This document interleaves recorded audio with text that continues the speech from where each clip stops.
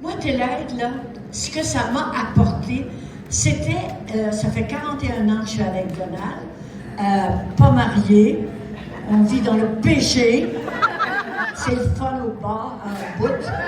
Et puis, j'avais une amie avant, bien sûr, j'étais mariée avant, j'étais dans un divorce, et les divorces, c'est toujours affreux. Et j'avais une amie qui s'appelait Clairon, qui est décédée, et qui était une écoutante des premières années de Télaide.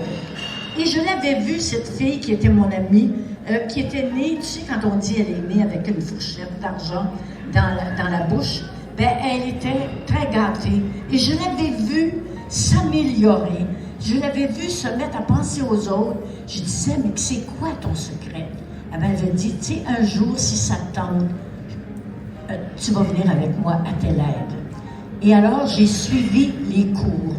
Ben, ces cours-là, les bénévoles en ce moment, qui suivaient ce cours-là, qui avaient suivi ce cours-là, ben, c'est pour la vie. On apprend à écouter, à ne jamais juger, à toujours vraiment comprendre que c'est un être humain qui nous parle au téléphone. Écoute, moi, j'ai des choses à raconter sur Télaide.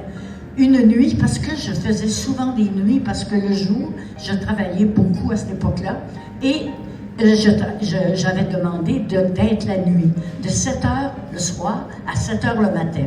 Or, vers 4 heures du matin, je ne sais pas si vous avez, surtout 5 heures. 5 heures, là, c'est les désespérés qui appellent. Un jour, il y a un gars qui appelle, qui me dit « La crise de folle, m'a claque sacrée en bas de la galerie. » Alors, tu sais, au lieu de dire « Faites pas ça, monsieur, c'est pas beau », qu'est-ce que Télaide nous demande à dire?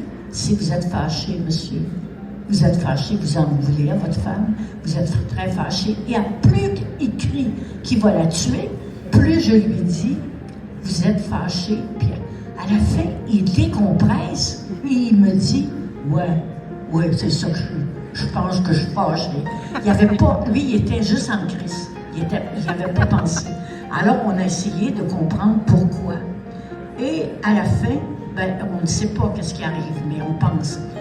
À ce propos, juste ça va prendre 2 minutes, parce que je sais que vous êtes pas mal fatigués d'être assises, et ceux qui sont debout. Je pense à tout le monde. Alors j'ai un homme qui appelle à Télaide, et jamais personne n'a reconnu ma voix. Je n'étais pas aussi populaire dans le temps que je le suis maintenant.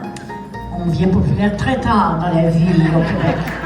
On prend bien du temps, bien des insultes avant de nous faire des compliments. C'est pour ça que j'ai pas la tête enflée. Parce que je suis tellement critique, tellement toute ma vie, que maintenant que j'ai des compliments, je le prends. OK, ça va. Alors le monsieur me dit, je prends mon char et je m'en vais me sacrer sur un poteau sur l'autoroute, comment ça s'appelle, Donald, l'autoroute que j'haïs, là. Non, pas la 40.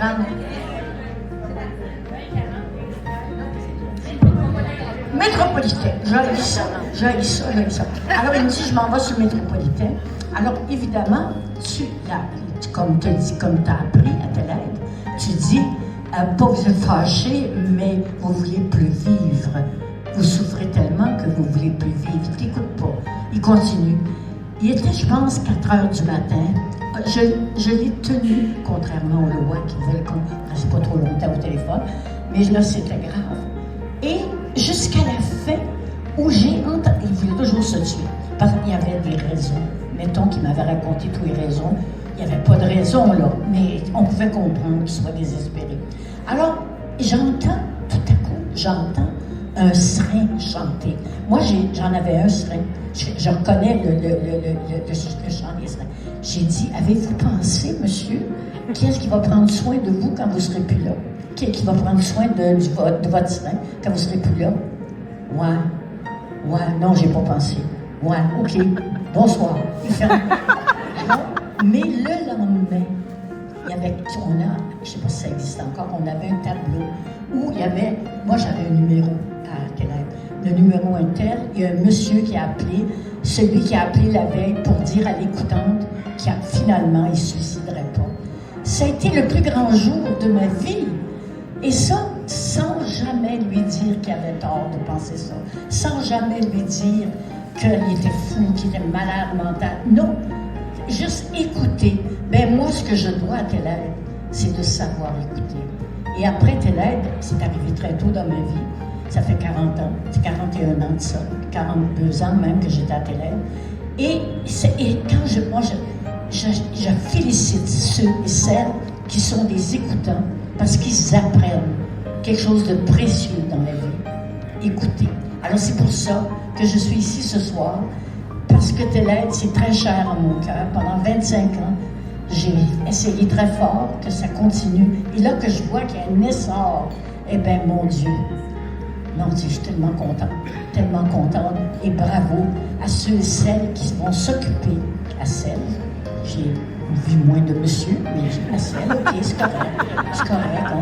On vient de nous découvrir qu'on avait bien des talents.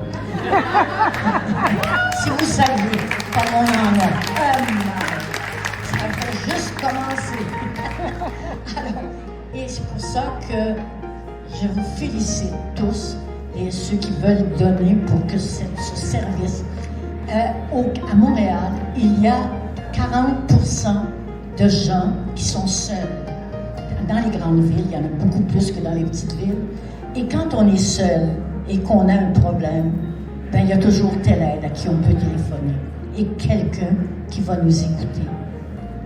Alors bravo, puis je suis encore là pour vous, telle aide. Merci.